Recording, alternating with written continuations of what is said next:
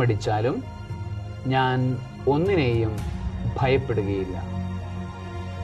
ദാവീദ് രാജാവ് തൻ്റെ മകനായ അബ്സലോം തനിക്കെതിരെ സൈന്യവുമായിട്ട് വരുമ്പോൾ പലായനം ചെയ്യുന്ന ഒരു ജീവിതാനുഭവത്തിലൂടെ കടന്നു പോകുന്നുണ്ട്.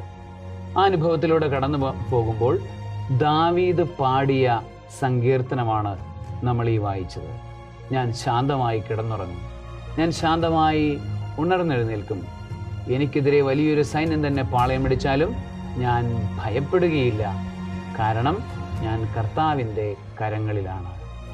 പ്രിയപ്പെട്ട ദൈവവൈതലെ, കർത്താവിൻ്റെ കരങ്ങളിലാണ് എന്നുള്ള ഭയരഹിതമായ ജീവിതത്തിൻ്റെ ദൈവാശ്രയ ബോധം നിനക്ക് ലഭിക്കുമാറാകട്ടെ. സർവ്വശക്തനായ ദൈവം പിതാവും പുത്രനും പരിശുദ്ധാത്മാവും നിന്നെ അനുഗ്രഹിക്കട്ടെ.